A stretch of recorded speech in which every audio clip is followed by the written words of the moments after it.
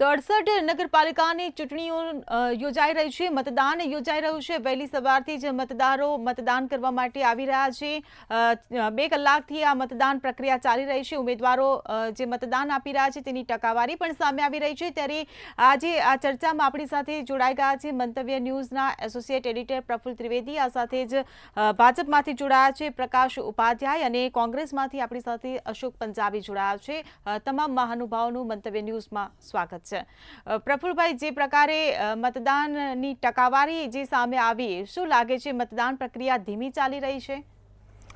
આમ તો ગ્રામ વિસ્તાર છે ને, ત્યાં સવારના સમયમાં સ્ફૂર્તિથી લોકો મતદાન કરવા ટેવાયેલા હોય છે, કારણ કે પછી એને ખેતીના અને બીજા કામે જવાનું હોય છે। પરંતુ આજે રવિવાર છે એટલે કે કોઈ પણ કારણ હોઈ શકે, મતદાન શરૂઆતનું ઘણું ધીમું છે। પહેલાં 2 કલાકમાં માત્ર 4% જ મતદાન હતું, પછી જો કે થોડું વધ્યું છે। હમણાંમાં 7 થી 11% સુધીનું મતદાન આપણને દેખાઈ રહ્યા છે આંકડા, પરંતુ ઘણું સ્લો છે। હું માનું છું ત્યાં સુધી સાંજના સમયે છેલ્લા 1.5 કે 2 કલાક દરમિયાન મતદાનનો આંકડો વધશે એવું લાગી રહ્યું છે। બપોરના સમયે જે સૌરાષ્ટ્ર વિસ્તાર છે ત્યાં તો બપોરે લોકો જમીને થોડું ઝૂકું મારવા ટેવાયેલા હોય છે, એટલે બપોરે એકદમ ઓછું થઈ જતું હોય છે। હવે અત્યારે જે 1 વાગ્યા સુધી થાય તે, અને ત્યારબાદ સાંજના સમયે મતદાન વધશે।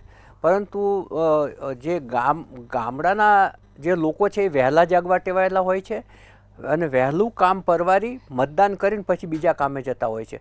પરંતુ આજે મતદાન થોડું ધીમી ગતિએ રહ્યું છે। થોડું લોકોની જે ઉત્સુકતા છે, ઉત્કંઠા છે, એમાં થોડો ઘટાડો જોવા મળ્યો છે। કદાચ સાંજ સુધીમાં પછી તો શું છે કે રાજકીય પક્ષો મતદારોને બહાર કાઢતા હોય છે, મોહલ્લામાં જતા હોય છે, એની શેરીમાં જતા હોય છે, એના ચોકમાં જતા હોય છે, અને એ રીતે મતદાનની ટકાવારી વધતી હોય છે। પરંતુ જે રીતે પ્રચાર થયો છે, આમ તો 66 નગરપાલિકાઓ સામાન્ય છે, 2 નગરપાલિકાઓ છે એમાં મધ્ય સત્ર ચૂંટણી છે, કુલ 68 નગરપાલિકાઓ છે। ગાંધીનગર, કપડવંજ અને કઠલાલ 3 તાલુકા પંચાયતો છે। અમદાવાદ, ભાવનગર અને સુરત મહાનગરપાલિકાની ખાલી પડેલી એક બેઠકની ચૂંટણી છે। એટલે આજે જે ચૂંટણીનો માહોલ છે એ તમામ જગ્યાએ બરાબરનો જામ્યો છે। જૂનાગઢમાં મહાનગરપાલિકાની મ્યુનિસિપલ કોર્પોરેશનની ચૂંટણી છે, 15 વોર્ડ છે, 60 ઉમેદવારો છે, એમાંથી 8 ઉમેદવારો છે એ બિનહરીફ જાહેર થયા છે, એટલે 52 બેઠક ઉપર ચૂંટણી યોજાશે। જૂનાગઢની વાત એવી છે કે ત્યાં વિકાસ નથી થતો, રસ્તાઓ સારા નથી એવી ફરિયાદો છે, પરંતુ 8 બેઠકો ભાજપે અંકે કરી લીધી છે, એટલે ભાજપનો રસ્તો ઘણો બધો મોકળો થવા માંડ્યો છે। કુલ બેઠકો જે ઉમેદવારોની છે 7036 છે, એમાંથી 213 બેઠકો છે, એટલે લગભગ 4 નગરપાલિકાઓ છે બિનહરીફ સાબિત થઈ ગઈ છે, અને તમામ છે જે એ બિનહરીફ છે એ બધી જ ભાજપ પાસે ગઈ છે। એટલે વિરોધ પક્ષ કોંગ્રેસ ભાજપ ઉપર શામ ડામ દંડ ભેદનો આક્ષેપ પણ કરી રહેલ છે, પરંતુ ભાજપ સામે એવો જવાબ આપે છે કે જે તમે તમારા માણસો નથી સાચવી શકતા તો અમે શું કરીએ એમ। એટલે અત્યારે ચૂંટણી રસાકસીભરી બની રહી છે। ભાજપ પાસે પ્લસ પોઈન્ટ એ છે કે એનું સંગઠન મજબૂત છે, એનું જે માઇક્રો મેનેજમેન્ટ છે એ શેરી અને પેજ પ્રમુખ સુધીનું છે। કોંગ્રેસ પાસે એ એક માઇનસ પોઈન્ટ છે, પરંતુ કોંગ્રેસ છે ને એનો મતદાર ગ્રામ વિસ્તારમાં શહેર કરતાં વધારે છે। શહેર છે એમાં ભાજપ મજબૂત છે, ગ્રામ વિસ્તારમાં કોંગ્રેસ મજબૂત હોવાનું હમણાં સુધી કહેવાતું હતું, પરંતુ હવે ભારતીય જનતા પાર્ટીએ ગ્રામ વિસ્તારમાં પણ પગ પેસારો કરી દીધો છે, એનું સંગઠન મજબૂત કરી દીધું છે, અને એની જે આક્રમકતા છે એની સામે કોંગ્રેસની આક્રમકતા ઓછી દેખાય છે। ચૂંટણી જીતવા માટેની માનસિકતા, આક્રમકતા એ બધું ભાજપની અંદર વધારે જોવા મળે છે। એટલે આ તમામ નગરપાલિકાઓ, મહાનગરપાલિકા અને તાલુકા પંચાયત આ જે ચૂંટણીઓ યોજાઈ રહી છે એની અંદર ચોક્કસ પ્રમાણે ચૂંટણી રસપ્રદ અને રસાકસી ભરી બની રહી છે, કારણ કે એમાં આમ આદમી પાર્ટીનું ફેક્ટર પણ ઉમેરાયેલું છે। અમુક જગ્યાએ ત્રિકોણીય જંગ પણ છે। બીજું કે 4000થી વધારે ગ્રામ પંચાયતોની ચૂંટણી ડ્યુ છે, બાકી છે, પરંતુ ચૂંટણી પંચે એવું કહ્યું કે એમાં હજુ અનામતની ગોઠવણ થઈ નહીં હોવાથી એ હવે પછી જાહેર કરવામાં આવશે થયા પછી. એટલે 4000 ગ્રામ પંચાયતો. આ જે સ્થાનિક સ્વરાજ છે ને એ લોકશાહીનું પ્રાથમિક અંગ છે, પ્રાથમિક એકમ છે. ત્યારબાદ વિધાનસભા આવે છે, લોકસભા આવે છે, રાજ્યસભા આવે છે. પરંતુ જે સ્થાનિક સ્વરાજ છે એ લોકો સાથે જોડાયેલું સીધું જ પ્રાથમિક એકમ છે. એને કારણે ત્યાં સ્થાનિક પ્રશ્નો, સ્થાનિક સમાજ, ત્યાંનો બાહુબલી નેતાઓ, ધનાઢ્ય નેતાઓ, આ બધી બાબતો છે, આ બધા ફેક્ટર છે, એના પર અસર કરતા હોય છે. જી બિલકુલ, 213 બેઠકો જે છે બિનહરીફ ભાજપ જીતી ગયું છે ચૂંટણી વગર હજુ. ત્યારે પ્રકાશભાઈ, હું તમને પૂછવા માંગીશ કે ભાજપે જે બિનહરીફ સીટો પોતાના નામે કરી લીધી છે તેને લઈને કોંગ્રેસ વિપક્ષ આક્ષેપ લગાવી રહ્યો છે કે ભાજપ સામ દામ દંડ ભેટની નીતિ અપનાવી રહ્યું છે, પૈસાની લેતી દેતીને લઈને ઉમેદવારોને ખરીદવામાં આવી રહ્યા છે. આ બધા આક્ષેપ ઉપર આપ શું કહેશો? હિરલ, તમને કહું, મારા મિત્ર અશોકભાઈ પંજાબી કોંગ્રેસના પ્રવક્તા અને પ્રફુલભાઈ નમસ્કાર. હિરલ, આપને પણ. જ્યારે ચૂંટણી હોય કે ગમે ત્યારે હોય, કોંગ્રેસને શું છે, નાચતા આવડતું નથી કે આંગણું વાંકું છે. એમને પોતાની સમજ શક્તિ, હવે પોતે એટલું બધું એક નિરાશામાં જીવી રહી છે કોંગ્રેસ પાર્ટી, ચાહે તાલુકા જિલ્લામાં હોય કે રાજ્યમાં કે દેશ લેવલે હોય. હું તમને પ્રફુલભાઈ કહું કે તમે જે કીધું કે સ્થાનિક ચૂંટણીઓ એક શરૂઆતનું એકમ છે, સાચી વાત છે. જે રીતે ક્રિકેટનું વન ડે હોય, T20 હોય કે ટેસ્ટ મેચ હોય, પરંતુ જ્યારે IPLની મેચો રમાતી હોય તો તેના સ્થાનિક જે રાજ્યના કે જે છોકરાઓ જે ક્રિકેટની જે એમની સ્કિલ છે એમને પુરવાર કરવાની એક તક આપવામાં આવે છે આવી બધી ફ્રેન્ડલી મેચોમાં કે IPL જેવી મેચોમાં. અને આ રીતે જે આજે જે સ્થાનિક સ્વરાજની ચૂંટણી જે પંચાયતો, તાલુકા પંચાયત, જિલ્લા પંચાયત, મહાનગરપાલિકાની, એમાં જે પોતાનું ઘડતર રાજકીય રીતે કેવી રીતે તમે આગળ વધી શકો છો એની એક પારાશરી અને ઘડતર છે એનું, અને એની પેરામીટર પણ નક્કી થશે. ત્રીજી વસ્તુ કહું કે હિરલ, તમે જે કીધું કે કોંગ્રેસ વાળે આવો દાવો કર્યો છે, હું તમને તાજો જ દાખલો આપું પ્રભુભાઈ, કે ફૈઝલ અહેમદભાઈ પટેલ છેલ્લા કેટલાય વર્ષથી કોંગ્રેસમાં. અહેમદભાઈ પટેલ એટલે એક જ વખત સોનિયા ગાંધીજીના સલાહકાર હતા, અને અહેમદભાઈ પટેલની ફિલ્ટર વગર તો સોનિયા ગાંધીની કોઈ ભારતના ગમે તેવો જ ચમરબંધી નેતા હોય કોંગ્રેસનું મળી જતા શકતા. એમનો છોકરે જ્યારે કીધું કે મારી અવગણના કરવામાં આવી છે, એટલે કોંગ્રેસમાંથી રાજીનામું આપું છું. હવે એમને કોંગ્રેસના ફૈઝલ અહેમદ પટેલને ત્યાં આગળ રાખવાની જવાબદારી અમારી હોય છે. તો તમે સાચી શકતા નથી, તમારા કાર્યકરો તમે નિરાશમાંથી તમે બહાર લાવી શકતા નથી, તમારા નેતાઓ બહાર આવી શકતા નથી. જેટલા પબ્લિકમાં છે એનાથી વધારે સ્ટેજ ઉપર જોવા તમારા નેતાઓ બેઠેલા હોય છે.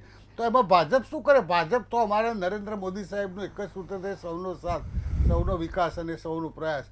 અને અમે એ સિદ્ધાંત ઉપર ગ્રામ પંચાયત, તાલુકા પંચાયત, જિલ્લા પંચાયત, વિધાનસભા કે લોકસભા હોય, બધી ચૂંટણીની અંદર જ્યારે મોદી સાહેબ ખભે ખેસ મૂકી અને ચૂંટણીઓની જાહેર સભાઓ કરતા હોય, અને નડ્ડાજી કરતા હોય, અમિત શાહજી કરતા હોય, દરેક અમારા ભારતના જેટલા રાજ્યો પ્રાંતો છે એના મુખ્યમંત્રી હોય કે મંત્રીશ્રી હોય કે સંગઠન હોય, એ બધા કામે લાગી જતા હોય છે.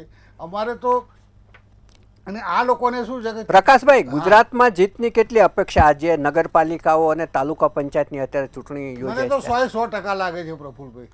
અશોકભાઈ આપો જવાબ. એ કહે છે કે તમે તમારા કાર્યક્રમોને સાચવી શકતા નથી. તો સૌથી પહેલાં તો જે દિલ્હીમાં દુર્ઘટનાની અંદર જે લોકો મૃત્યુ પામ્યા છે, હું એમને શ્રદ્ધાંજલિ અર્પિત કરું છું. અને ભારતીય જનતા પાર્ટીના જે કોઈ કાર્યકર્તા હોય કે પ્રવક્તા હોય કે નેતા હોય, એમની સવાર નરેન્દ્રભાઈ મોદી સાહેબથી શરૂ થાય છે અને સાંજ પણ મોદી સાહેબથી પૂરી થાય છે. વ્યક્તિ પૂજામાં લીન થઈ ગયા ભારતીય જનતા પાર્ટીવાળા. એક સમયમાં એમ કહેતા હતા, ચાલ, ચલણ અને ચરિત્રથી અમે જુદા છીએ. હવે ચાલમાં પણ તમે એક જ ચાલો છો, ચરિત્ર પણ તમારો એક જ છે. આવી રીતે દરેક બાબતમાં મોદી સાહેબને લઈ આવવાનું એક ફેશન થઈ ગયું છે ભારતીય જનતા પાર્ટીમાં. પણ એ પોતે ભૂલી જાય છે બોલતા બોલતા કે ગઈ લોકસભાની ચૂંટણીમાં બહુમત નથી મળ્યો ભારતીય જનતા પાર્ટીને.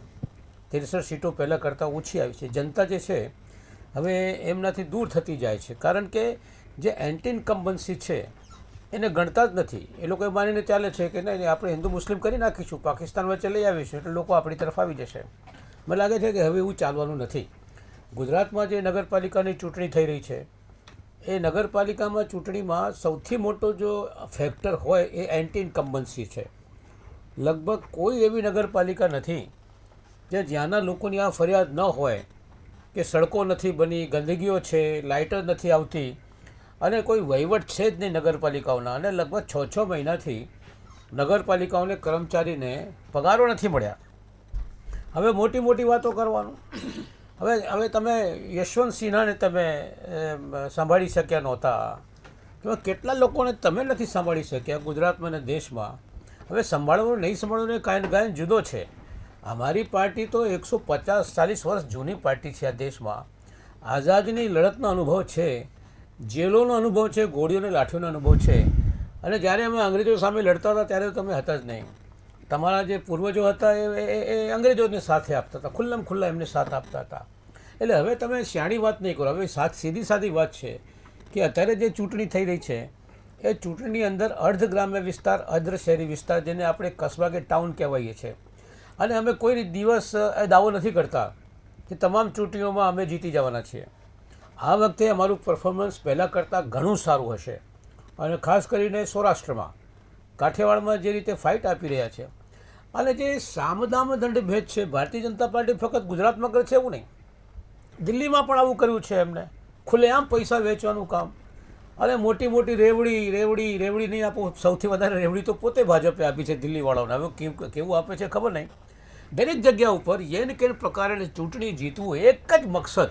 એમાં કોઈ સિદ્ધાંતો નહીં, કોઈ નીતિ નહીં, કોઈ પરંપરા નહીં, કોઈ નિયમો નહીં. કોઈ પણ રીતે ચૂંટણી જીતો, આ એક મૂળ મંત્ર જે છે મોદી સાહેબે એમને આપ્યા છે અને દિમાગમાં બેસી ગયું છે, તો એ પ્રમાણે ચાલે છે. હવે કશું નથી કર્યું ગુજરાતમાં વાત કરે છે અમારા ભાજપના મિત્ર. અને તમારા એક આગેવાને ખુલ્લા જાહેર સભામાં મતદાતાઓને, વોટરોને ધમકી આપી છે. મારા ખ્યાલથી ભૂલી ગયા છે અમારા સાહેબ. ધમકી શું આપી છે કે જો તમે વોટ નહીં આપો ભાજપ માટે તો તમારા મકાનો તૂટી જવાના છે, અને જો તમે વોટ આપશો અને ભાજપ સત્તા બનાવશે તો તમારા મકાનો નહીં તૂટે. એ ઓન માઇક પબ્લિક મિટિંગની અંદર આવું સંબોધન એમના તરફથી થયું છે. એ વસ્તુ ભૂલી જાય છે. અને ગુજરાતમાં મતદારો કેટલા છે? 37-38 લાખ મતદારો છે. એમ જોવા જોઈએ તો અમદાવાદમાં જેટલા મતદારો છે એટલા આ નગરપાલિકાની ચૂંટણીમાં આટલા મતદારો છે. છતાં પણ જે રીતે અત્યારે ભાજપના મિત્રો કામ કરી રહ્યા છે એ કોઈ પણ રીતે નહીં. સીટ તો આપણે હવે તમે જો જે લોકોને બેઠાડ્યા છે, 10 લાખનું ઓફર કર્યું છે, કેમ ભૂલી જાય છે? 10 લાખ રૂપિયા બોલાવીને. હવે ગરીબ માણસો હોય ગામડાઓની અંદર, આપ જાણીએ છીએ નાના કસ્બાઓની અંદર કોઈ રિક્ષા ચલાવે છે, કોઈ ભાજી કોઈ ખેતી કરે છે. હવે આ લોકોને બોલાવીને તમે 10 લાખ રૂપિયા લાવો છો ક્યાંથી? આ તમારા પાસે વહીવટી આ પૈસા ખર્ચા ક્યાંથી આવે છે? એટલે મોટા ઉદ્યોગપતિઓની પાર્ટી છે, મોટા ઉદ્યોગપતિને સાથે લઈને ચાલે છે. તો હવે એમનો સુવ્યવસ્થા થઈ રહ્યું છે. ગુજરાતની અંદર કોંગ્રેસ બધી સીટો, બધી નગરપાલિકાઓ જીતી જશે એવો દાવો હું નથી કરતો, પણ ગુજરાતમાં આ વખતે બહુ સારો પરફોર્મન્સ, બહુ સારો દેખાવ કોંગ્રેસ તરફથી થવાનું છે. ઘણી નગરપાલિકાઓમાં બહુમત આવશે અને ખાસ કરીને સૌરાષ્ટ્રમાં બહુ સારો દેખાવ જે છે એ થશે. એ આવતો સમય બતાવશે. ને અમે લોકો વચ્ચે જઈ રહ્યા છે, લોકોની અંદર કામ કરી રહ્યા છે. પ્રફુલ્લભાઈની આ વાત હું સ્વીકારું છું કે સંગઠનની દ્રષ્ટિએ કદાચ અમે થોડા સક્રિય ન પણ હોઈએ, પણ તમે ભૂલી જાઓ છો, પ્રફુલ્લભાઈને મારા મિત્ર છે યાદ અપાવું છું કે ભાજપ એકલી નથી. ભાજપ સાથે આખું આરએસએસનું સંગઠન જે અંડરગ્રાઉન્ડ, જે દેખાતું નથી પણ નીચેથી એમને માટે પહેલાથી જ કામે લાગી જઈએ છીએ. અશોકભાઈ, તમારી સાથે પણ સેવાદળ હતું. સેવાદળ ક્યાં છે અત્યારે? સેવાદળનું આ કામ નહોતું. જો આરએસએસ અને સેવાદળને તમે એક ન કરી શકો. આરએસએસ તો જનની છે. ભારતીય જનતા પાર્ટી જે છે એ આરએસએસના કોખમાંથી બહાર આવી છે.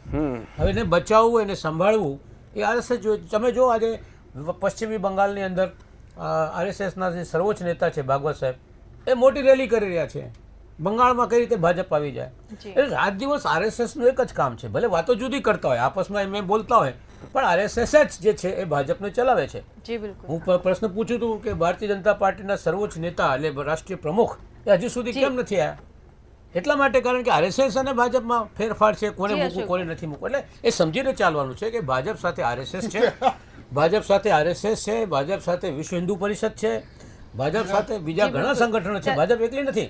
અને કોંગ્રેસની વાત જે કરી તો કોંગ્રેસમાં સેવાદળની જે વાત તમે કરી તો કોંગ્રેસનું સેવાદળનું કામ આ નહોતું જે આરએસએસ કરે છે. કોંગ્રેસનો એક ભાગ છે સેવાદળ, જી, અશોક. જેનું કામ કોંગ્રેસની સભાઓ થાય એ સમય પર વધારે પ્રમાણમાં સક્રિય રહીને વ્યવસ્થામાં મદદ કરવાનું હોય છે. તમે આરએસએસ ને સેવાદળની તુલના કોઈ પણ સંજોગોમાં ન કરી શકો, કોઈ પણ સંજોગોમાં ન કરી શકો. એટલે ભારતીય જનતા પાર્ટી સાથે ઘણા પૈસાવાળાઓ છે, આરએસએસ છે, વિશ્વ હિન્દુ પરિષદ છે, આ બધા કામે લાગી જતા હોય છે અને જીતે છે. પણ તમે ભાજપ કોંગ્રેસની જેમ કામ કરીને બતાવો તો ખબર પડે. એક જમાના હતા, એ જમાનું હતું, મને છેલ્લામાં કહેવું જોઈએ, એક જમાનું એ પણ હતું, એને ઇતિહાસને તો આપણે ભૂલી ન શકીએ. ઇતિહાસની બુનિયાદ ઉપર વર્તમાન બને છે અને વર્તમાનની બુનિયાદ પર ભવિષ્યનું નિર્માણ થાય છે. એટલે એક જમાનો એવો હતો કે જ્યારે ડિપોઝિટ જતી હતી ભાજપવાળાને, પછી જનસંઘમાંથી દીપક બદલાયું ને પછી જનતા પાર્ટીમાં પોતાનું દીપક બુઝાવી દીધું, જી, ને અશોકભાઈ. જયપ્રકાશ નારાયણને સાથ લીધું ને પછી ભારતીય જનતા પાર્ટી બનાવી. જી, અશોકભાઈ, સ્વરૂપ સમયનો બદલતા. અભાવ એટલે છે. કહેવાનું ટૂંકમાં હું કહેવા માંગુ છું કે આ ચૂંટણીમાં ભાજપે પોતાની ખોજ પણ કરવી જોઈએ અને કોંગ્રેસે પણ કરવી જોઈએ, દરેક પક્ષે કરવી જોઈએ. પણ આ વખતે કોંગ્રેસ જે છે એ કાઠિયાવાડ સૌરાષ્ટ્રમાં બહુ સારો દેખાવ કરશે. જી, બિલકુલ. બીજી જગ્યાઓ પર એનું પણ, કારણ કે પ્રથમવાર ઘણા સમય પછી ચૂંટણી નિશાન જી ઉપર. બિલકુલ અશોકભાઈ, અત્યારે હાલ ચર્ચાને આપણે પછી આગળ વધારીશું, સમય વિરામ ન થયો છે. તો કઈ સીટ પર કેટલી ટકાવારી નોંધાઈ છે મતદાનની, કયા ઉમેદવારો માટે કયો પડકાર સામે આવીને ઊભો છે તેની ચર્ચા આપણે કરીશું, પરંતુ હાલ રોકાઈશું એક વિરામ માટે.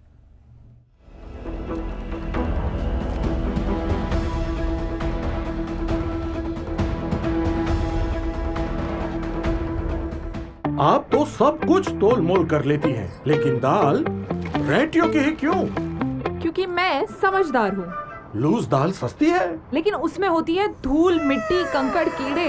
रेटियो ड्राई प्रोसेस्ड है, हाइजीनिकली सील पैक्ड है। अभी तो 90 सालों से रेडियो लाखों लोगों की पसंद है।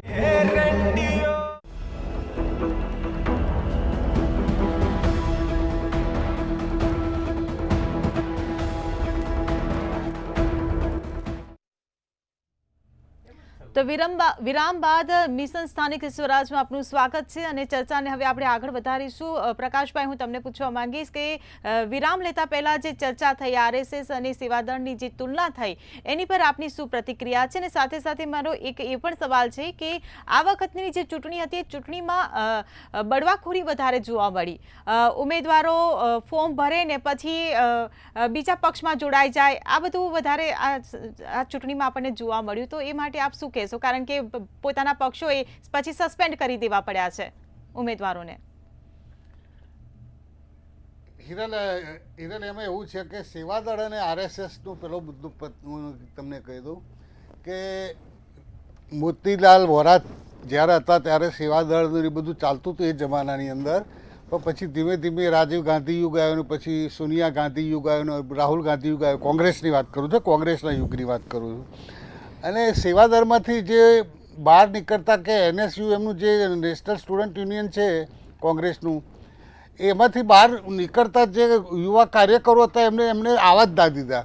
એમને બધા કોમ્પિટિટર જ લાગતા હતા. એમને તમે સેવાદળની ક્યાં વાત કરો? જ્યોતિરાદિત્ય સિંધિયાજી હોય કે સચિન પાયલોટ હોય, જેટલા યુવા નેતાઓ એમના કોંગ્રેસમાં જે બુદ્ધિશાળી અને સારા પ્રચારકો હતા અને સારા વક્તાઓ હતા અને સારું એડમિનિસ્ટ્રેશનવાળા હતા, એ લોકોને પણ એમણે આગળ ના આવવા દીધા. કેટલા બધા રાજીનામું આપી દીધા. એટલે અને રાજકારણમાં આવીએ છીએ, અમે રાજકારણ કરવા આવીએ છીએ ભાઈ. અમે બાય હુક ઓર કુક, એટલે અમે પોઝિટિવ રીતે અમારી નરેન્દ્ર મોદી સાહેબનું જે પહેલાં મેં કીધું એમ સૌનો સાથ, સૌનો વિકાસ, સૌનો પ્રયાસ વધતા અને કલ્યાણકારી જે યોજનાઓ મોદી સાહેબની અને અમારા ભાજપ શાસિત પ્રદેશોની જે કલ્યાણકારી યોજનાઓ ઘેર ઘેર સુધી પહોંચાડવાની જવાબદારી અમે જે કાર્યકરો લેતા હોઈએ છીએ, એટલે અમે જીતવા માટે આવીએ છીએ. અમે કંઈ થોડા અહીંયા બટાકાના વેફરના ધંધા કરવા માટે આવીએ છીએ. બીજી વસ્તુ કહું કે તમે કહો કે રાજનેતાના આ છે ને રાજનેતાનો, તો ડૉક્ટરો તો ડૉક્ટર જ કરશે, એ થોડો મગફળી ફોડશે. એટલે જે રાજનેતાઓ છે જે છે એ તો છે જ. તમારી જોડે પ્રફુલભાઈ, હું તમને કહું કે એમની જોડે એક જમાનો હતો કે પ્રકાશભાઈ, પ્રકાશભાઈ, એક જ વાક્ય આપણે આજ ઉપર આવી જઈએ. હા, આજ અને ઉપર. આમનો જે પ્રશ્ન છે ને કે તમારે ત્યાં કેટલાક લોકોએ બળવાખોરી પણ કરી, તમારે સસ્પેન્ડ આમાં પણ કરવા આ તો પડ્યા. કરવા. એક ટિકિટ ના તરફ આપી તમારી એટલે- પાર્ટી શિસ્તબદ્ધ ગણાય છે છતાંય આવું કેમ? એવો પ્રશ્ન છે એનો. હા એનો જો પ્રફુલભાઈ અમે એવું છે કે આમાં શું છે કે બધાને જ્યારે ચૂંટણી નજીક આવે પોતાનું ઘરના અને સર્કલવાળાને બધાને આપણે સમાજવાળાને કુટુંબવાળા કે એને તો ટિકિટ મળવાની છે પણ જ્યારે નિરીક્ષકો અમારા જે જિલ્લા સ્તરે કે તાલુકા સ્તરે કે રાજ્ય સ્તરે જે નક્કી થતું હોય છે કે ભાઈ જીતનો ઉમેદવાર કોણ છે, બરોબર છે, જીતનો ઉમેદવાર હું તમને કહું, શોલે પિક્ચરમાં એકે અંગલનો રોલ એકદમ સારો હતો, આપણને દયા આવે, આપણે એકે અંગલને લઈને કોઈ પિક્ચર નહીં બનાવે, કારણ કે પિક્ચર ચલાવવાનું છે. એ રીતે જેમ અમારી કોઈ પણ પાર્ટી હોય, કોંગ્રેસમાં એવું હોય, બળવાખોર તેને શું ટિકિટ ના મળે એટલે બધા એની પેલી ઇજ્જતનો સવાલ આવીને પછી અપક્ષ ઊભો રહી જાય કે પછી બીજી પાર્ટીમાં જતા રહે. પણ અમારી પાર્ટી છોડીને ગયેલા માણસ કદી લગભગ સફળ થયા નથી. પણ અમને એટલી ખબર છે કે કોંગ્રેસમાંથી આવેલા અમારા ત્યાં એટલા સફળ થયા છે ને એ સારી પોસ્ટ ઉપર છે અત્યારે. અને બળવાખોરોને અમે તાત્કાલિક ધોરણે અમે દરેક જિલ્લામાં સસ્પેન્ડ કર્યા છે, સસ્પેન્ડ કરી જ દેતા 6 વર્ષ માટે, બરાબર. જી બિલકુલ. અશોકભાઈ, હું તમને પૂછવા માંગીશ કે સ્થાનિક લેવલના જ્યારે પ્રશ્નો આવે, ખેડૂતોના અનેક પ્રશ્નો હોય, પાણીની સમસ્યા હોય, ગટરની, વીજળીની, આરોગ્યની, આ બધી જ સમસ્યા હોય, સાથે સાથે નકલીની ભરમારના પણ અનેકો મુદ્દા હોય, અને આ બધા જ મુદ્દાઓને કોંગ્રેસ સારી રીતે વટાવી શકી તેમ હતું, તેમ છતાં પણ કોંગ્રેસ એટલી આક્રમક નથી દેખાઈ રહી જેટલું હોવું જોઈએ. નહીં, કોંગ્રેસના એક વસ્તુ સમજી લેવાની છે, કોંગ્રેસના સ્વભાવમાં આક્રમકતા છે જ નહીં. આક્રમકતા જે છે એ હું ગણું છું ઘણીવાર સ્વભાવગત હોય છે. હવે કોંગ્રેસને 47 પછી લગાતાર 30-40 વર્ષ સુધી કોંગ્રેસ સત્તા ઉપર આવી, દેશની પ્રજાએ 40 વર્ષ સુધી આશીર્વાદ આપ્યા કોંગ્રેસને, એટલે જ્યાં સુધી સત્તા સામે લડવાનો સવાલ છે તો કોંગ્રેસ પાસે અનુભવ ઓછો છે કે સત્તા સામે કઈ રીતે આપણે આક્રમક રીતે લડી શકીએ, હું સ્વીકારું છું. પણ ભાજપનો જન્મ જ વિરોધમાંથી થયું છે. આપ જાણો છો કે 25માં RSS જન્મી, એ પછી એમાંથી જનસંઘ નીકળી, ભાજપ નીકળી, એટલે વિરોધ કરવાનું એમાં જે છે એ શરૂ છે, એમના બ્લડમાં છે. અત્યારે પણ તમે જુઓ કે ભાજપવાળા અંદર એકબીજાનું પણ વિરોધ કરી રહ્યા છે. શિસ્તબદ્ધ પાર્ટી છે ને, ટિકિટ આપી છે ને, એ ચૂંટણી લડીએ છે. આ બધી વસ્તુ કહેવાની વસ્તુ છે. આ ગુજરાતમાં આ લેટર બોમ્બ નીકળે છે, લેટર કાંડ નીકળે છે, એ વાતમાં મારા મિત્ર ભૂલી જાય છે. અને એની સાથે બીજી વસ્તુ આ છે કે એક પાટીદારની છોકરીને કઈ રીતે તમે જેલમાં એનો કોઈ જવાબ તમે આપી શક્યા નથી. રાત્રે તમે જેલમાં રાખી જ ન શકો, એનો તમે સરઘસ કાઢી જ ન શકો, ખુલ્લેઆમ તમે મહિલાઓનું અપમાન કર્યું છે. એ વાત પણ લોકોને ખ્યાલ આવવાની છે. તો જ્યાં સુધી સ્થાનિય મુદ્દાનો પ્રશ્ન છે એ મુદ્દો લઈને રજૂઆત થાય છે, પણ જે રીતે આક્રમક રીતે સતત આંદોલન ચાલવું જોઈએ એ સતત આંદોલન કરવામાં અમે થોડાક નિષ્ક્રિય થઈએ છીએ, હું સ્વીકારું છું. પણ તમે જોઈ શકો છો કે OBCનો સવાલ હોય, ખેડૂતનો સવાલ હોય, કામદારોનો સવાલ હોય, વિદ્યાર્થીઓનો સવાલ હોય, કોંગ્રેસ પોતપોતાની રીતે પોતપોતાના વિસ્તારમાં આ મુદ્દો હંમેશા ઉઠાવે છે, લડે છે. અમે ખુદ સરઘસો કાઢીને અત્યારે થોડા દિવસ પહેલાં કલેક્ટર કચેરી ઉપર લઈ ગયો હતો, અને એની અંદર લઘુત્તમ વેતન ધારાનો અમલ થતો નથી. ગુજરાતની અંદર શ્રમ ભવનની અંદર પૂરતા માણસો નથી, 20% જગ્યા છે, 80% જગ્યાઓ ખાલી છે, લેબર જજો નથી અદાલતની અંદર. આ મુદ્દાઓ લઈને કલેક્ટરશ્રી પાસે અમે ગયા હતા, અને પછી મુખ્યમંત્રીને હવે અમે ગવર્નરશ્રી પાસે પણ જવાના છીએ. એટલે પોતપોતાને લડી રહ્યા છે. અને ત્રીજી સૌથી મોટી વસ્તુ આ છે કે મને દુઃખ સાથે કહેવું જોઈએ કે જે મીડિયા છે આપણો, એ મીડિયા કોંગ્રેસના સમાચારને કોઈ પણ મહત્ત્વ આપતું નથી, કોઈ જગ્યા આપતું નથી. વચમાં એક મોટો કાર્યક્રમ કોંગ્રેસનો થયો હતો, એક લીટી કોઈ છાપાએ નથી આપી. તો આ મીડિયા ઉપર પણ ભાજપનો કંટ્રોલ છે, ડર છે, ભય છે. જે ભાજપ સામે લખે કે બોલે એને ધમકી આપી દેવામાં આવે છે કે તારી એડ ખતમ કરી દેવામાં આવે છે, તમારી એડ. તો આ બધું એને કેમ પ્રકારે ચાલી રહ્યું છે. એની સામે છતાં પણ આપ વિચારી શકો છો કે ગુજરાતમાં લગભગ 25-30 વર્ષથી સત્તા ઉપર છે. તો હું ભાજપના મિત્રને પૂછું છું તો શું ગુજરાત નંદનવન બની ગયો છે? મોદી સાહેબ પોતે અહીંયા 12 વર્ષ સુધી મુખ્યમંત્રી રહ્યા હતા, બધી સમસ્યાઓ તમે હલ કરી દીધી. બેરોજગારી આજે પણ છે, મોંઘવારી આજે પણ છે, કાયદો વ્યવસ્થાનો સવાલ આજે પણ છે, મહિલાઓ પર અત્યાચાર આજે પણ થઈ રહ્યા છે, અને ભ્રષ્ટાચાર તો ચરમસીમા ઉપર છે. ક્યાં તમે રોકી શક્યા નથી? આપણું સૂત્ર તો ખાતો નથી, ખાવા દેતો નથી. અશોકભાઈ, જે દિલ્હીના પરિણામો આવ્યા એની મતદારો ઉપર માનસશાસ્ત્રીય રીતે કાંઈ અસર થશે ખરી ગુજરાતમાં? નહીં, ગુજરાતમાં નહીં થાય. ગુજરાતમાં કારણ કે સવાલ જે છે એ સ્થાનિક સ્વરાજ્યની ચૂંટણી છે. આમાં મોટામાં મોટા મુદ્દા બે હશે. એક તો જે એન્ટી ઇન્કમ્બન્સી છે, એટલે એન્ટી ઇન્કમ્બન્સી એટલે કે જે સવાલો હલ નથી કર્યા નાગરિકોના. હું ખેડાનો ઇન્ચાર્જ છું, ખેડામાં ઘણીવાર જઈ પણ આવ્યો છું. ખેડામાં હું જોઉં છું કે સડકો રોડો તૂટેલા પડે છે, ગંદકી આજુબાજુ પડી છે, કોઈ ઉઠાવનારો નથી, લાઇટો બંધ છે રોડની અંદર. આ ફક્ત ખેડાનું નહીં, આખા ગુજરાતની નગરપાલિકાઓનો આ સવાલ છે સૌથી મોટો. તો આ મુદ્દાઓ જે છે આ ચૂંટણીમાં રહેશે, પણ દિલ્હીની કોઈ અસર થાય, હા એ જરૂર છે કે ભારતીય જનતા પાર્ટીના અમુક કાર્યકર્તાઓ ઉપર દિલ્હીના ચુનાવથી થોડોક એમને જોશ આવ્યું હશે, પણ પ્રજાને કોઈ લેવા દેવા નથી દિલ્હી સાથે. પ્રજાને તો પોતાના પ્રાણ પ્રશ્નોને હલ કોણ કરી શકે છે એ છે. એટલે હું ફરીથી કહું છું કે આ ચૂંટણીમાં કોંગ્રેસના લોકો અત્યારે સવારે જે મેં રિપોર્ટ લીધી હતી કે આખા સૌરાષ્ટ્રમાં ધમાધમ અમારા ધારાસભ્યો હોય કે માજી ધારાસભ્યો હોય કે જિલ્લા પ્રમુખો હોય કે તાલુકા પ્રમુખો હોય, એ તમામ લોકો કામે લાગેલા છે. જી બિલકુલ. અને સરસ દેખાવ આ ચૂંટણીમાં અમે આ મુદ્દા ઉપર અમે કરવાના છે, મને સંપૂર્ણ વિશ્વાસ છે. જી બિલકુલ. પ્રફુલભાઈ, હું તમને પૂછવા માંગીશ કે મતદાન પહેલાંની જે રાત હોય ને એના માટે પણ એવું કહેવાતું હોય છે કે કત્લની રાત હોય છે, કારણ કે એ વખતે દારૂ પણ એટલું માત્રામાં વધારે ઝડપાતો હોય છે. અને દારૂ આપીને, કેમ કે સ્થાનિક લેવલે છે ને એ દારૂની વધારે બોલબાલા હોય છે કે મફતમાં દારૂ મળ્યો એટલે બહુ થઈ ગયું એમ. અને સાથે સાથે વીરજી ઠુમરનો પણ એક વિડીયો વાયરલ થયો હતો લાઠી નગરપાલિકાને લઈને કે પોલીસ જે દારૂ પકડે છે ને એમાંથી અડધો જથ્થો તો એ બતાવતી જ નથી. તો આ મામલે આપ શું કહેશો? સાચી વાત છે. ચૂંટણીની આગળની રાત જે છે ને એમાં બંને પક્ષો પોતપોતાની રીતે તૈયારી કરતા હોય છે અને કતલની રાત કહેવામાં આવે છે. એમાં જે હોશિયાર પક્ષ હોય છે ને એ શું કરે છે કે પોતાના વિસ્તારની કઈ બેઠક નબળી છે અને એને સબળી બનાવવા માટે શું કરવું જોઈએ એની પાછળ લાગી જાય છે. ને એમાં સામ ડામ દંડ ભેદ બંને પક્ષો અપનાવતા હોય છે. કોંગ્રેસની સત્તા હતી ત્યારે કોંગ્રેસે આ કરતી હતી અને ભાજપની સત્તા છે તો ભાજપે આ જ કરે છે. એમાં ગ્રામ વિસ્તારમાં અમુક જગ્યાએ, બધી જગ્યાએ નથી હોતું, દારૂ કે બીજી કોઈ જે કાંઈ વહેંચણી કરવાની હોય છે એ થતી લોભ લાલચ બધું આપવામાં આવતું હોય છે. અને ગમે એમ કરી અને સત્તા અંકે કરવી એ રાજકીય પાર્ટીનું આખરી ધ્યેય હોય છે ને એમાં એ બધું આવી જતું હોય છે. એમાં કોઈ વસ્તુનો ક્ષોભ હોતો નથી. હવે અત્યારની જે અમને થોડું બકાત રાખો. હા, થોડુંક બકાત રાખો અમને. ભૂતકાળમાં અશોકભાઈ મેં બહુ જ નજીકથી કોંગ્રેસને જોઈ છે અને કોંગ્રેસનું મેં રિપોર્ટિંગ પણ કર્યું છે. કોંગ્રેસના જમાનામાં પણ ઘણું બધું ચાલતું હતું. અહીં નહીં તો બીજા રાજ્યોમાં પણ સાડીઓ વેચાય છે, મફત પેટ્રોલ પુરાઈ દેવામાં આવે છે. મારો એક મિત્ર અશોકભાઈ ત્યાં ગયા હતા બીજા રાજ્યની અંદર ચૂંટણીમાં, તો એમને મેં કહ્યું તમારા અનુભવો શું છે? તો કે કેટલીક બાબતો છે કે અમે પકડી જ ના શકીએ. કે કોઈને ત્યાં ગેસનો બાટલો જાય ને તો એને બારોબાર પૈસા ચૂકી દો. આ કરપ્શન અમારે કઈ રીતે પકડવું? કોઈ પેટ્રોલ પંપ ઉપર કહી દીધું હોય ભાઈ અમારી રેલી છે, 1000 સ્કૂટરને પેટ્રોલ 5 લીટર નાખી દેજો, મતલબ 10 લીટર નાખી દે, અમારે ક્યાં પકડવા જેવા? એટલે અમુક કરપ્શન એવું હોય છે કે જે પકડાતું નથી હોતું. એટલે લોભ લાલચ આ તો બધી જગ્યાએ રહેવાનું જ છે. ખોટા મતદાનો જ્યારે પહેલાં બેલેટ હતું ત્યારે જ થપ્પા મરાતા હતા. એટલે કતલની રાતે બધું થતું હોય છે.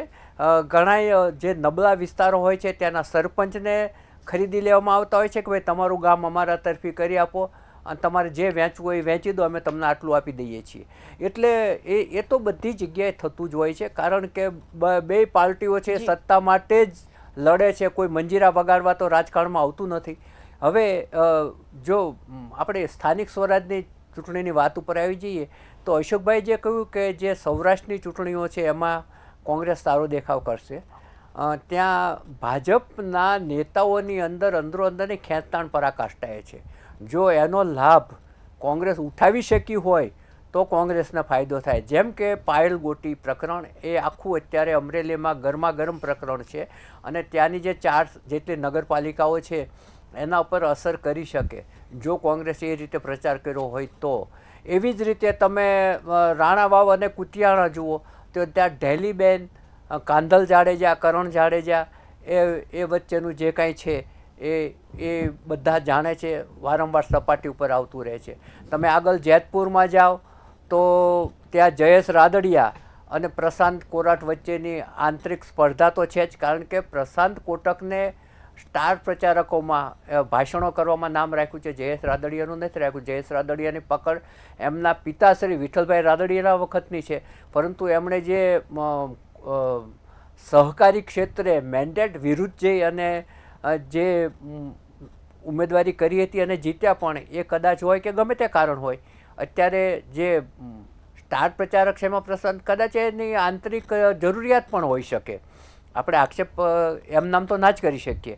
હવે એવી જ પરિસ્થિતિ લગભગ અમરેલીમાં છે, એવી જ રીતે સુરતમાં પણ મતભેદો છે, રાજકોટમાં છે, આંતરિક મતભેદો છે, પરંતુ ભાજપને એ આવડે છે આંતરિક મતભેદો સુલટાવી અને ચૂંટણીની અંદર એક બનીને કઈ રીતે જવું. હવે આંતરિક મતભેદો એની જગ્યાએ રહે, એટલે ખેંચતાણ તો બધી જગ્યાએ છે, પ્રશ્નો પણ બધી જગ્યાએ છે.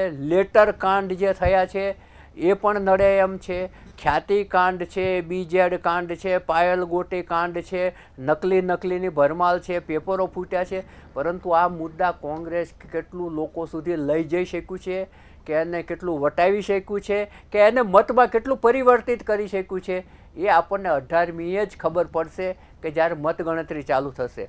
અત્યારે તો મત આપવાની પ્રક્રિયા ચાલી રહી છે. કોઈક જગ્યાએથી EVM ખોટવાવાની પણ ફરિયાદો આવી રહી છે. જે સંવેદનશીલ અને અતિ સંવેદનશીલ મતદાન મથકો છે ત્યાં પોલીસ બંદોબસ્ત પણ ગોઠવવામાં આવ્યો છે, અને હજી સુધી કોઈ અઘટિત ઘટનાના સમાચાર નથી આવ્યા. શાંતિપૂર્ણ મતદાન ચાલી રહ્યું છે. હું માનું છું ત્યાં સુધી સાંજ સુધીમાં મતદાનની ટકાવારી ચોક્કસપણે વધશે. જી બિલકુલ.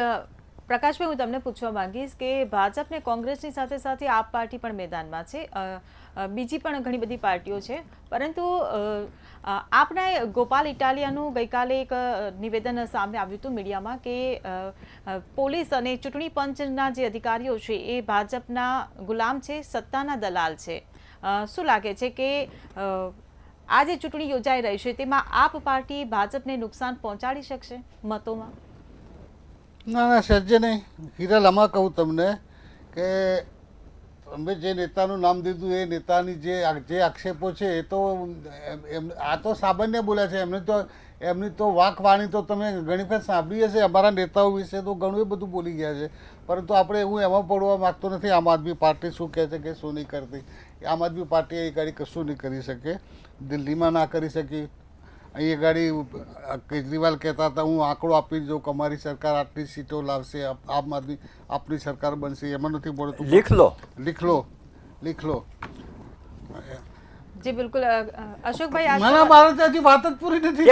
એક જ મિનિટ એ જ પ્રશ્ન એમને પૂછવા માંગે છે. અશોકભાઈ, આમ આદમી પછી તમે કન્ટિન્યુ કરો. આમ આદમી પાર્ટી કોંગ્રેસને નુકસાન કરી શકશે ખરી? એ કહે છે ભાજપને તો નહીં કરી શકે.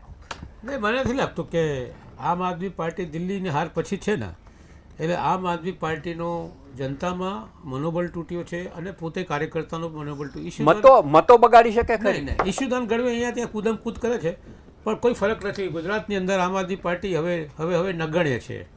હા, હવે પ્રકાશભાઈ તમારું કન્ટિન્યુ કરો. એટલે આમ આદમી પાર્ટીની વાત નથી કરતો, પરંતુ ભાઈ અશોકભાઈ પંજાબીને હું ઘણી વખતે ચેનલોમાં કહું છું કે જ્યારે છાતીમાં દુખાવો હોય તો દર વખતે ગેસનું કારણ ના હોય, કોઈ કાર્ડિયકનો પ્રોબ્લેમ હોય એટલે ચેક કરાવતા રહેવું, બરાબર? એટલે એ તમને કહું. પછી બીજી અશોકભાઈએ જે વાત કરી હતી મારે આગળ કે લોકસભામાં એમનું પરિણામ ધાર્યા કરતા આવ્યું નહીં. અરે તમે તો જાણે એવી વાત કહો કે 99 સીટો લઈને તો તમે સરકાર બનાવી દીધી. સીટો ડબલ થઈ અમારી, 50માંથી 100 થઈ. તમારી ઓછી થઈ. અભિનંદન. પણ સરકાર તો આપણે લોકલ આવી જઈએ, દિલ્હીથી ગુજરાત આવી જઈએ. એમને વાત કરી એટલે જવાબ ચાલવો પડે. બરાબર. પછી એમણે સાહેબ લોકલની જ વાત કરી. શું થાય તમારું? ના, અશોકભાઈ એવું કીધું કે મીડિયાને ધમકીઓ બોલો છે, આ છે તે છે. તમે તમારી ઇન્દિરા ગાંધીજીની ઇમરજન્સી ભૂલી ગયા. આખા પ્રિન્ટ મીડિયા ઉપર કાળા સેન્સરશિપ લાવી દીધી, ઇમરજન્સી ખસેડી, ચૂંટણી આપી. નાના, પણ એ પછી શું થયું એની વાત નહીં કરવાની. તમે નિષ્પક્ષ જો વાત કરતા હશો કે વચ્ચે નહીં બોલવાનું, તમારે વચ્ચે નથી બોલતો. ઓકે, વચ્ચે નહીં બોલવાનું, તમે મને ડિસ્ટર્બ ના કરો. ઠીક. અને આજે પ્રફુલ્લભાઈ કે 37 જે રાજ્યો ખરા તેલંગાણા સાથેના, એમાંથી 15, 6 અને 21, 29 ભાજપ ભાજપ જોડે છે એ એમને એમ તો નહીં હોય ને 8 એમની જોડે છે. ભાજપ જોડે 15 ભાજપના 6 એનડીએ એટલે ભાજપના એનડીએ થઈને 21 રાજ્યો અમારી જોડે છે. એ એમને એમ તો નહીં હોય. પ્રકાશભાઈ, અને એ રાજ્યોના જ ગામડાઓના મતદારો જ અમને જીતાડે છે. એટલે ગુજરાતની અંદર જે ગામડાઓ સાથે હતા. જે પ્રફુલભાઈ. વચ્ચે નહીં પ્રફુલ્લભાઈને કહું છું. ના પણ વચ્ચે મને તો ડિસ્ટર્બ કરો આપણે સમય નહીં વેડફીએ, જવાબ આપણે ખોટા સમયને તમે તમારી જોડે તર્ક નથી એટલે મને બોલવા નથી દેતા, સાંભળવાની તમારી તૈયારી નથી. એ જ ગામડાની જે પબ્લિક કરી, જે રાજ્યો જે ગામડાઓ જ જીતાડે છે, શહેરો જીતાડે છે. મોદી સાહેબ અને અમારી ગુજરાતની અંદર ભૂપેન્દ્રભાઈ પટેલ, CR પાટીલની જે સંગઠન છે, રાષ્ટ્રીય લેવલની જે વસ્તુ જે લોકો વિચારતો હોય છે કે અમને કોણ કલ્યાણકારી યોજનાઓનો લાભ કોણ આપશે, એટલે મોદી સાહેબને બધા પસંદ કરે છે, એવું નથી હોતું. અશોકભાઈ, હવે હું આપની સાથે વાત કરવા માંગુ છું કે પ્રકાશભાઈ જે વાત કરી બધે જીતે છે, એમાં આપણે એક બાબત તો કબૂલવી જોઈએ કે એનું જે માઇક્રો મેનેજમેન્ટ હોય છે ચૂંટણીનું, 24/7 એ હંમેશા ચૂંટણીનું થિંકિંગ કરતા હોય છે. એનું માઇક્રો મેનેજમેન્ટ, એનું સંગઠનની તાકાત, એનું મજબૂત સંગઠન અને એનું શિસ્તબદ્ધતા, આ ચોક્કસપણે એને મદદ કરે છે એવું લાગે છે આપને? અમુક અંશે તમારી સાથે સંમત થાઉં છું. હવે આ માઇક્રો મેનેજમેન્ટથી માંડીને શિસ્તબદ્ધતાના જે ગુણો છે એ નવા નથી. RSSએ જન્મ આપ્યું ત્યારથી આ બધું ચાલતું આવે છે. પહેલાં કેમ ડિપોઝિટો જતી હતી, હવે નથી જતી. અમારા મિત્ર કહેતા હતા 21 રાજ્યોમાં અમારી સરકાર છે. એક જમાનામાં તમામ દેશમાં અમારી સરકાર હતી. અને અમે ભૂતકાળની વાત, વર્તમાન ભૂતકાળ બનવામાં ટાઈમ નથી લાગતો. એ યુગ જતો રહ્યો. આ તમારું વર્તમાન ભૂતકાળ બનવામાં ટાઈમ નહીં લાગે. હવે તમારું વર્તમાન પર ભૂતકાળ થશે. હવે યુગ બોધી યુગ છે. એ યુગ બદલાય છે. હું એ જ તમને કહું છું, યુગ બદલાય છે, કાયમી નથી રહેતો. પણ એ તો જ્યારે યુગ બદલાય ઉપર આવી જાય. પણ મૂળભૂત રીતે ભાજપની જે અસલી તાકાત છે એ છે સાંપ્રદાયિકતા, એટલે કોમ્યુનલ ડિવિઝન. દરેક ચૂંટણીમાં, ગઈ લોકસભાની ચૂંટણીમાં પણ વડાપ્રધાન શ્રી પોતાના ભાષણો તમે કાઢીને જુઓ કે કોંગ્રેસ સત્તા ઉપર આવશે તો મંગળસૂત્ર લઈને મુસલમાનોને આપી દેશે. તમારા ઘરમાં 2 ભેંસો છે, એક ભેંસો લઈને એ મુસલમાનોને આપી દેશે. પોતે આ દેશના સર્વોચ્ચ નેતા, જનતાના સર્વોચ્ચ નેતા, ભાજપના સર્વોચ્ચ નેતા, RSના સર્વોચ્ચ નેતા, સર્વોપરી વ્યક્તિ આ સંસારના, હિન્દુસ્તાનના એવા ભાષણો આપતા હતા. એ કોણ ભૂલી જાય છે? એટલે મેક્રો મેનેજમેન્ટ ખરું, એના માટે એ લોકો અભિનંદનના પાત્ર છે જ.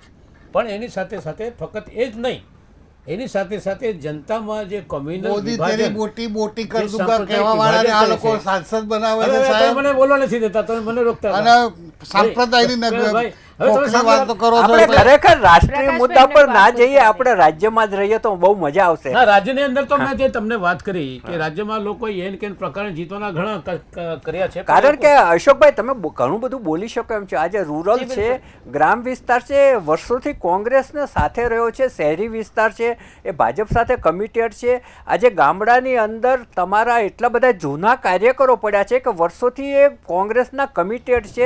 અમુક મતો કોંગ્રેસના કમિટેડ છે, અમુક જ્ઞાતિઓ કોંગ્રેસના કમિટેડ છે.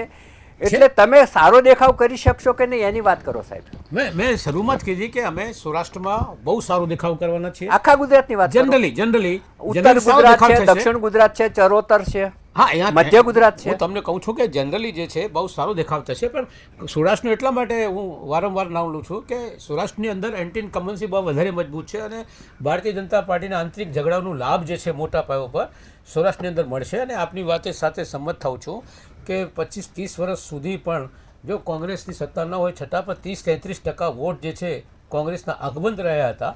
અને ગ્રામ્ય વિસ્તારોની અંદર તો લોકો પોતાના અનુભવથી શીખે છે, કારણ કે ગરીબો સુધી, ખેડૂતો સુધી ભારતીય જનતા પાર્ટીનો કોઈ જે છે એ મદદ કે પહોંચતી નથી, ખાલી ભાષણો થાય છે. પણ નીચે સુધી જે છે લોકોની હાલત પહેલાં કરતાં ખરાબ થઈ રહી છે. અને હું પણ મેં જે શરૂમાં વાત કરી હતી કે ગરીબી વધી રહી છે, ઇન્કમમાં જે આય છે, આયમાં મતભેદ, સંતુલન બગડી રહ્યો છે, અમીર થતો જાય છે, ગરીબ થતો જાય છે, કેટલા કારખાનાઓ બંધ છે, નવા ફેક્ટરીઓ આપણા ગુજરાતમાં આવતી નથી. 7મા નંબર ઉપર ગુજરાત પહોંચી ગયો છે. એક જમાના ઉપર નંબર 2 પર હતું, મહારાષ્ટ્ર પહેલાં પર હતું અને ગુજરાત બીજા પર હતું નવા ઉદ્યોગો આવવામાં. હવે નવા ઉદ્યોગોમાં આપણે 8મા નંબર ઉપર પહોંચી ગયા છે, આવતા નથી. એટલે ગુજરાત જે છે પાછળ થતો જાય છે. આ પાછળ થતો જાય છે એનું મૂળ કારણ ભારતીય જનતા પાર્ટી છે. અને એની સરકારની નીતિઓ છે એના કારણે ગુજરાત પછાત થાય છે. હું મારા મિત્રને છેલ્લે એક જ વાત પૂછીશ કે ભાઈ આ પર કેપિટા ઇન્કમ માથાદીઠ આવકમાં ગુજરાત કેમ અત્યારે 9વા નંબર પર પહોંચી ગયો? એક જમાના ઉપર નંબર 2 ઉપર હતો ગુજરાત માથાદીઠ આવકમાં, એટલે પર કેપિટા ઇન્કમની અંદર. એટલે ગુજરાતમાં ગરીબી વધી રહી છે, અમીરી પણ વધી રહી છે, પણ મુખ્ય પર લોકોને ગરીબી પણ વધી રહી છે. એ બધી વસ્તુઓ જે છે એ કોંગ્રેસના એટલે ટૂંકમાં બે વચ્ચેની ખાઈ પોળી થતી જાય છે. હા, કાંઈ પોળી કરવામાં આવી રહી છે ઈરાદાપૂર્વક. હિરલ, એની પાછળ આખું રાજકીય વિજ્ઞાન છે. આ આખું એમને એમ થતું નથી. એ ઈરાદાપૂર્વક ગરીબોને ગરીબ રાખવામાં આવે છે. પેલો નહીં નારાયણ મૂર્તિ કોઈ કોણ હતો, કોઈ ઉદ્યોગપતિ વચ્ચે બોલી ગયા 2-3 દિવસ પહેલાં કે કલ્યાણકારી યોજના બંધ કરી દો, જો આ બંધ થઈ જાય તો મજૂરો મળશે અમને. પોતાના પૈસા કમાવા માંગે છે ને લોકોને ભૂખ્યા રાખવા માંગે છે. આ વ્યવસ્થા છે, મૂડીવાદી વ્યવસ્થા એને જ કહેવાય, ક્રોની કેપિટલિઝમ. એટલે ઉદ્યોગપતિઓ પાસે 100 રૂપિયા હોય તો 500 કરવા માંગે છે, અને 500 કરવા તે લોકોને નુકસાન થતું હોય તો એને કોઈ ચિંતા નથી. આ સરકારની પણ નીતિ આવી છે, મોદી સરકારની દિલ્હીમાં જે બેઠી છે. જી બિલકુલ. પ્રફુલભાઈ, પ્રકાશભાઈ અને અશોકભાઈ, આપ અમારી સાથે ચર્ચામાં જોડાયા એ બદલ આપનો આભાર.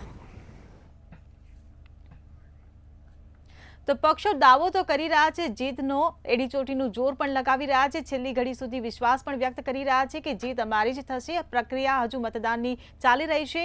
તમામ ઉમેદવારોના ભાવિ હવે ઈવીએમમાં સીલ થવા જઈ રહ્યા છે. ત્યારે હવે આગામી 18 તારીખે જ ખબર પડશે, જે પરિણામ આવશે ત્યારે, કે સ્થાનિક સ્વરાજ પર રાજ કોનું રહેશે.